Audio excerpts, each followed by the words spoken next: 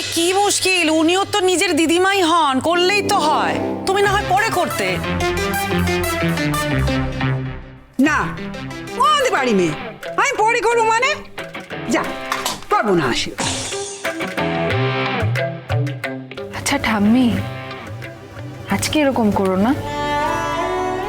দিদিন তুমি না হয় পরেই আশীর্বাদ করো, ঠাম্মি আগে আশীর্বাদ করুক, হয়েছে?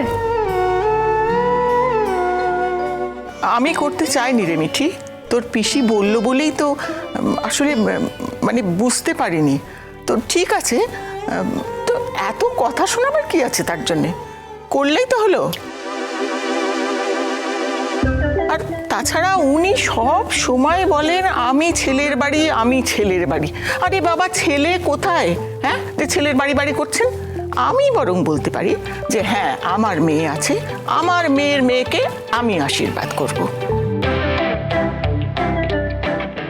মা প্লিজ, আজকের দিনটা অন্তত তোমরা এগুলো একটু বাদ দাও না। দেখেছো দেখেছো আমার শাশুড়ির কাণ্ডটা দেখেছো?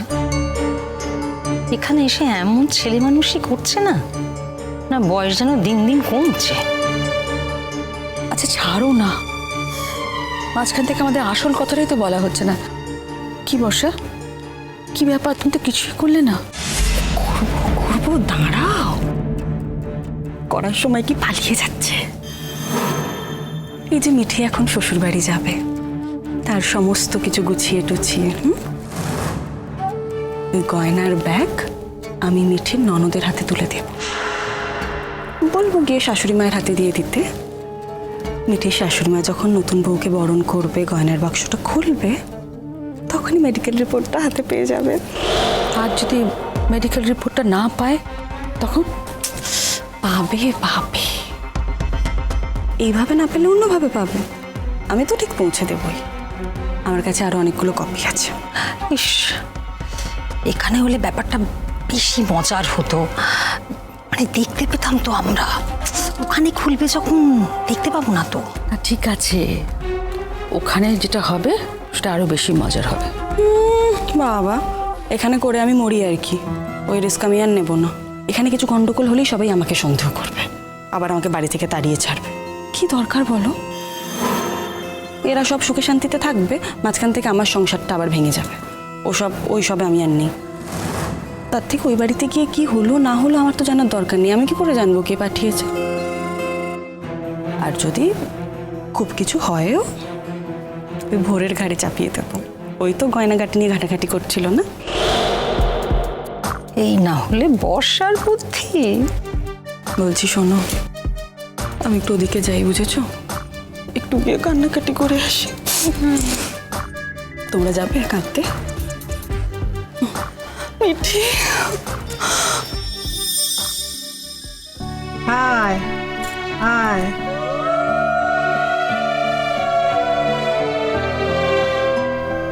শোনা না, ওকে ভালো রেখো। হ্যাঁ, আর আমাদের কাছে আসতে দিও বাবা, ওকে না দেখে আমরা মোটে থাকতে পারবো না। কেন আসতে দেবো না কেন ওকে? আচ্ছা ঠাম্মা, তোমার কি মনে হয় আমাদের বাড়িটা জেলখানা?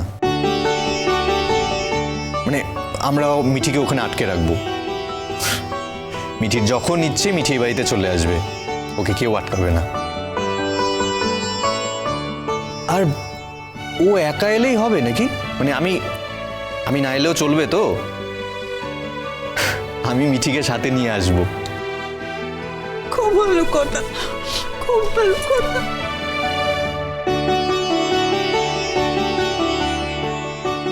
এবার আপনি আসুন কাকিমা, আসুন।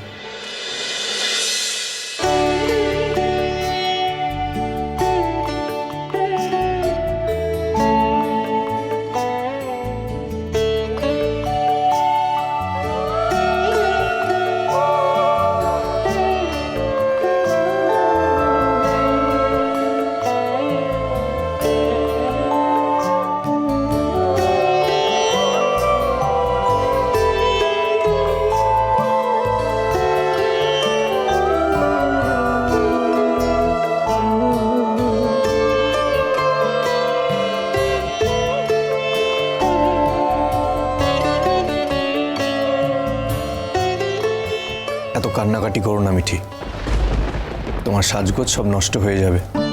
বললাম তো, তোমার যখন ইচ্ছে তুমি এই বাড়িতে চলে আসবে।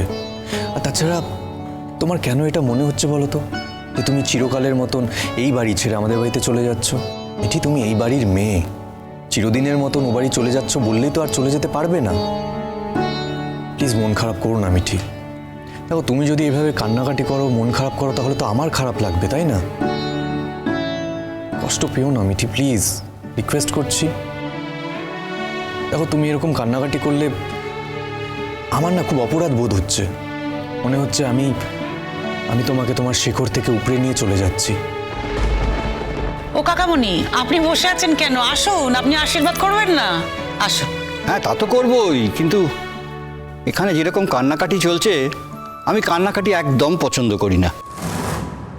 আমি ঠিক করেছি, এরকম কান্নাকাটি চলতে থাকলে আমি আশীর্বাদ করব না, আমি আশীর্বাদটাই বয়কট করব। আমি কিন্তু চলে যাচ্ছি ছোট দাদু। তুমি আসবে না আমাকে আশীর্বাদ করতে? এসো। করতে তো চাই রে মা, কিন্তু কি করব বল? দেখ, তোর দাদারাও কান্নাকাটি করছে। এরকমভাবে কান্নাকাটি চলতে থাকলে কারোর মন ভালো থাকে? তুমি কিরকম মেয়ে, তুমি বুঝবে না যে তোমার মার কত কষ্ট হচ্ছে? তুমি তো খুব বুদ্ধিমতী। দেখো, তোমার এতদিন একটা বাড়ি ছিল, এখন দুটো বাড়ি হলো। তোমার তো এখন আনন্দ করা উচিত, বোকা মেয়ে কোথাকার।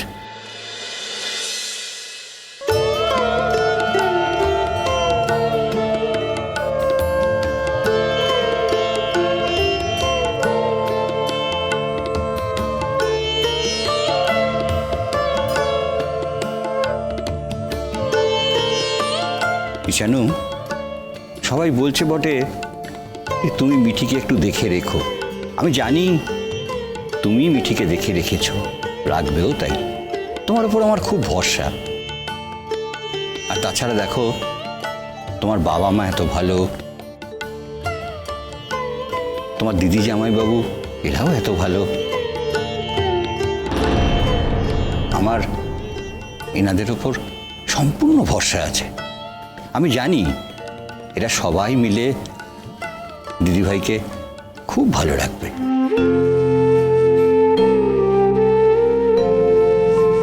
দেখো দিদিভাই, তোমার একটা কথা বলছি, তুমিও কিন্তু ওদের সবাইকে ভালো রেখো।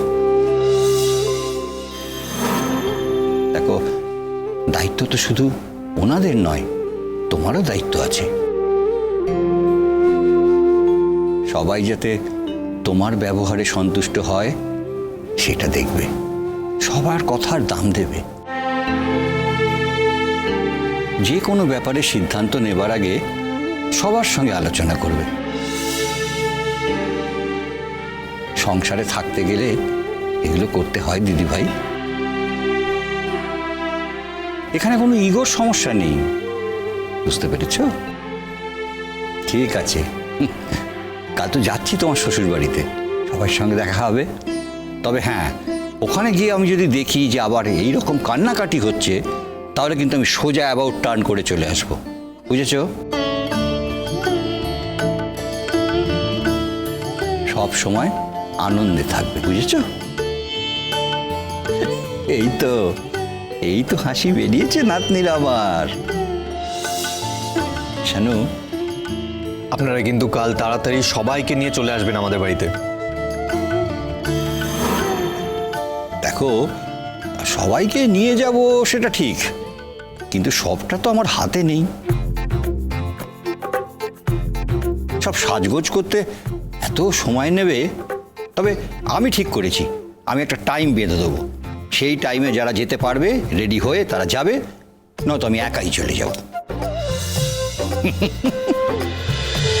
চিরসখা হে